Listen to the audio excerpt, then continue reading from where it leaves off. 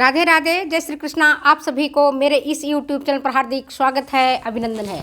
प्यारे बच्चों, आज मैं आपको ट्रेडिशनल टेक्सटाइल्स ऑफ इंडिया, जिसमें ढाका की साड़ियाँ, ढाका का मलमल, चंदेरी साड़ियाँ, बालूचर साड़ियाँ, इन सभी के बारे में विस्तार से बताऊँगी।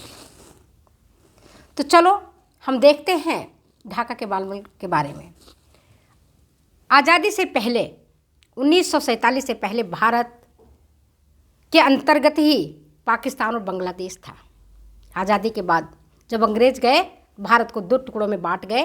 पाकिस्तान अलग बन गया और भारत अलग बन गया। बांग्लादेश बाद में बना।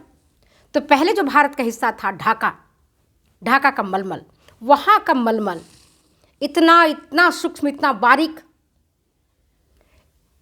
इतना महीन हुआ करता था वहाँ का कपड़ा कि जिसकी सुंदरता, जिसकी अलौकिकता, ऐश्वर्यशालीनता की बराबरी कोई अन्य मलमल नहीं के कपड़े नहीं कर पाते थे।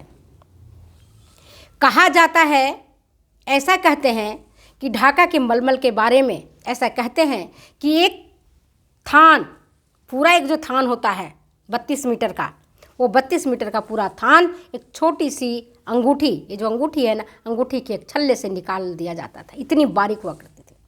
वहाँ के कारीगर, बुनाई करने वाला, सोच कि कितनी बारीकी से, कितने महीन सूत से वस्त्र तैयार करता था।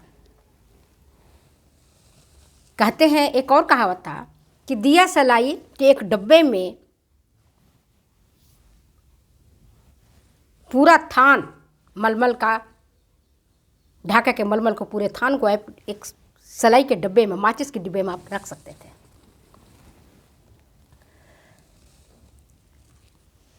एक दिन में वो कारीगर पूरे मेहनत, पूरे लगन से काम करते थे, तब पर भी बुनाई अत्यंत कम हुआ करती थी। ढाका के मलमल की सुंदरता, इसकी अलौकिकता और इसकी उत्कृष्टता के आधार पर इसका नाम पड़ा आबे रवा, जिसका अर्थ होता है बहता पानी। आबे रवा ढाका के मलमल का ही दूसरा नाम था। वफ्ते हवा, हवा की तरह, हवा जैसे बहती है उस तरह के, हवा से भी हल्का। शबनम, ओस के कण, जैसे अभी सर्दी का मौसम है, आप कभी घास पर जाओ, कभी बगीचे में जाओ तो देखोगे ओस की बूंदें कैसे टपकती हैं और कितनी सुंदर लगती हैं। उस तरह के कपड़े, मलमल खास, ये सारे ढाका के मलमल का ही एक रूप होता था। कारीगर इतना सूक्ष्म बुनाई करता था, इतनी चतुराई से बुनाई करता था, जिसका कोई हद नहीं। बुनाई बरसात के मौसम में ही खास करके बुने जाते थे, क्योंकि जाड़ा और गर्मी के मौसम में वातावरण सूखा रहता था और सूखे वातावरण के कारण जो बुनते समय धागे चटक करके टूट जाते थे। और जब धागे चटक करके टूट जाएंगे तो आप देखोगे कि बुनाई जहाँ से शुरू होगी वहाँ पर जोड़ना पड़ेगा, गांठें लगानी पड़ेंगी, और जहाँ से गांठें लगेंगी वहाँ से वस्त्र बिल्कुल चिकना नहीं रहेगा, उखड़ खाबड़ हो जाएगा, और साथ के साथ जो रेसे हैं, किनारे के रेसे, उसमें से भी फुज्जियाँ निकल जाएंगी। और ढाका के मलमल का कीमत कैसे निकालते थे? उसके वजन के अनुसार निकालते थे। वजन जितना कम होता था उतना ही उसकी कॉस्ट हुआ करती थी। वजन जितना ज़्यादा होता था, कॉस्ट उसका कम हुआ करता था। अब आप ये देखो, आज भी रेशमी साड़ियाँ हैं। मैसूर सिल्क ले लो, बेंगलोर का ले लो आप, चंदेरी साड़ियाँ हैं, जो सिल्क की साड़ियाँ होती हैं, जो जितनी हल्की होती हैं वो उतनी अच्छी मानी जाती हैं, उतना ही बढ़िया माना जाता है। ऊन के केस में ऐसा ही है। ऊन का शॉल जितना हल्का होगा, स्वेटर जितने हल्के होंगे, उतना ही वो क्वालिटी वाइज, गुणवत्ता वाइज वो उतना ही बढ़िया होगा। ये याद रखना। कई बार क्या होता है, हम और आप, हम सब जानते हैं वस्त्र के बारे में, इसके बाद भी विक्रेता हमें ठग लेता है। रेयन के कपड़े को दिखा करके रेशम को बताता है और भारी साड़ियाँ आप देखते हो, कहते हो कि ये तो रेशम की साड़ी है और अच्छी साड़ी है, इसको आप पैसे ज़्यादा दे करके चले आते हो। हमारी बेटी भी कई बार ठगी जाती है और मैं उसको बताती हूँ कि बेटा ये रेशम नहीं है, ये रेयन की कपड़ा आप खरीद के लाए हो, रेशम के नाम पर उसने आपको बेच दिया है, क्योंकि जानता है कि आपको वस्त्र के बारे में ज़्यादा जानकारी नहीं है। इसके बाद आता है ढाका की साड़ियाँ। ढाका की साड़ियाँ ढाका के मलमल के कपड़े की तरह ही ढाका की साड़ियाँ काफ़ी प्रसिद्ध थीं और आज भी हैं।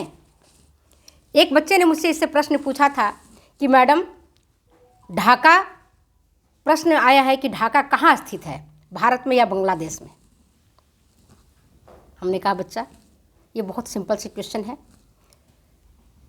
तो क्वेश्चन गलत है मैडम, ढाका तो भारत में है, यहाँ बांग्लादेश लिखा हुआ है। हमने कहा बिल्कुल आपने सही कहा, पहले भारत में था, अब वो बांग्लादेश में जब डिवाइड हुआ तो बांग्लादेश की राजधानी ढाका कहलाई। तो अब बांग्लादेशी सही आंसर होगा। कौन किस देश में है? ढाका की मलमल या ढाका की साड़ियाँ किस देश की महत्वपूर्ण साड़ियाँ हैं? तो भारत और बांग्लादेश अगर दोनों आता है तो बांग्लादेश ही आपका करेक्ट आंसर है। ठीक है, तो इसमें कोई इफ एंड बट्स वाली बात नहीं है। यहाँ की जो साड़ियाँ होती थी अपनी उत्कृष्टता के लिए, हल्की बारीक कोमलता और सूक्ष्मता के लिए जगत प्रसिद्ध थी। यहाँ से साड़ियाँ व्यापार होकर के दूसरे देशों में जाती थी। जामदानी साड़ी, अक्सर एग्जाम में आता है जामदानी कहाँ की साड़ी है, अक्सर बच्चे गलती कर देते हैं, बनारस लिख देते हैं, बंगलोर कर देते हैं, मैसूर कर देते हैं। जामदानी साड़ी जो सोने और चांदी के तारों से जड़ी होती थी उसको हम जामदानी साड़ी कहते हैं। और जो साड़ी, इसकी जो साड़ी की खासियत होती है, साड़ियों में जो बॉर्डर होता है ना, साड़ी की जो बॉर्डर होता है उसमें पशु पक्षी, मोर, हंस, उड़ती चिड़ियाँ, नृत्य करती मानव आकृतियाँ, मतलब प्रकृति से रिलेटेड उसके बॉर्डर और पल्लू बनाए जाते थे। नमूनों को भी सोने और चांदी के तारों से काढ़े जाते थे। आप जानते हैं कि बाल सोने की चिड़ियाँ कहलाती थी, लेकिन समय के साथ लुटेरों ने आकर के यहाँ की सोने चांदी तो लूट ही ले गए, यहाँ की सभ्यता और संस्कृति को भी लूट ले गए। तो उस समय जो वस्त्र बनते थे, चाहे बनारसी साड़ियाँ हो या आपकी जामदानी हो, ये सोने और चांदी के तारों से काढ़े जाते थे। जामदानी साड़ियाँ उस टाइम बहुत लोकप्रिय थीं और महिलाएं इसे बहुत ही अच्छे तरीके से संभाल करके, सहेज करके उसको रखती थीं। जिस किसी को जामदानी की साड़ियाँ मिलती थी, जैसे हमारे यहाँ पहले भी बताया था आपको कि जब शादी विवाह के अवसर होता है, उस अवसर पर बिहार और उत्तर प्रदेश में खास करके बनारसी साड़ियों का काफ़ी प्रचलन है। घूंघट की साड़ियाँ बनारसी साड़ियाँ ही हुआ करती थी और वो साड़ियाँ सोने और चांदी के तारों से जड़ी होती थी, उनके बॉर्डर, उनके पल्लू। तो जो मैंने आपको बताया ढाका के साड़ियों के बारे में, तो साड़ियों के पल्लू पर पशु पक्षी की आकृति बनाए जाते थे, सोने चांदी के तारों से जड़े जाते थे। और जब लाइनें इस डिजाइनों में जब तिरछी तिरछी लाइनें डाली जाती थीं तो उसको हम तिरछा कहते थे। साड़ियों का नाम था तिरछा साड़ी।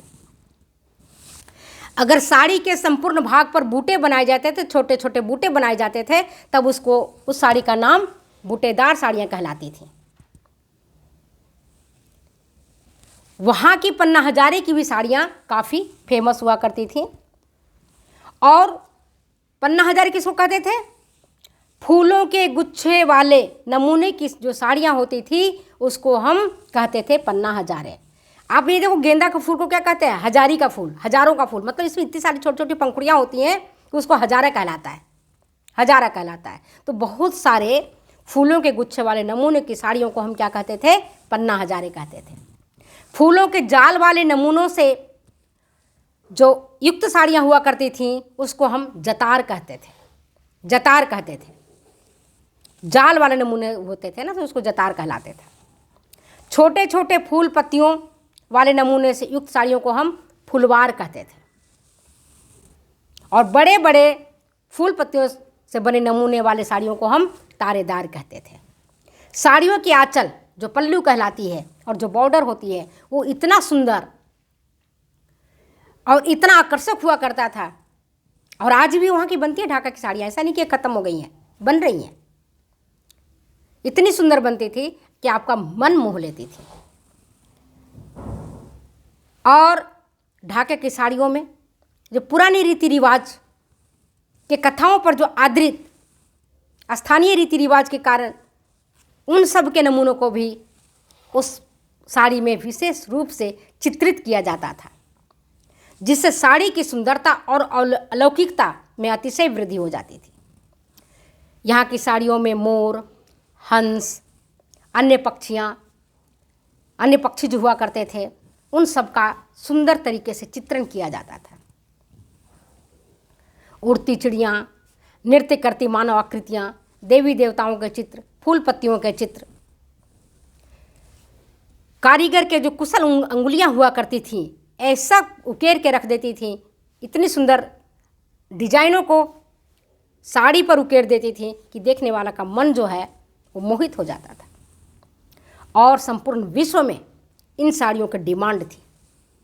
यहाँ से व्यापार दूसरे दूसरे देशों में होता था। लेकिन अब जो पहले ज़माने में जितनी सुंदर ढाका की साड़ियाँ बनती थीं आज उतनी सुंदर नहीं बन पा रही हैं। कारण स्पष्ट है, ना तो अब उतना सोना चांदी रहा, न खरीदने वाले की उतनी पॉकेट रही, और दूसरी बात क्या, आधुनिकीकरण, मशीनीकरण, इन सब कारणों से अब उतनी सुंदर साड़ियाँ वहाँ नहीं बनाई जाती हैं। क्योंकि अगर बुनकर बनाता है, मेहनत से बनाता है तो उसको पैसा मिलना चाहिए, पैसा उतना मिल नहीं पाता है। आज मशीनीकरण का युग है, लोग सोचते हैं कि सोने चांदी की तारों से जड़ी हुई साड़ियों को हम क्यों खरीदें, क्या करना इन साड़ियों का, तो बुनकर भी बेचारे हतोत्साहित होते हैं। जब भारत में अंग्रेजों का पदार्पण हुआ तो सबसे पहले उन्होंने चोट किस पर की है, भारत की संस्कृति पर। यहाँ के जो चीज़ें बनाई जाती थी, जैसे कश्मीर में जो उद्योग धंधे हुआ करते थे, मुगल कालीन में इनका बढ़ावा मिला, लेकिन अंग्रेज के आने के सब बाद भारत की सभ्यता, संस्कृति, रीति रिवाज के साथ साथ उद्योग पर खूब कुठाराघात किया गया।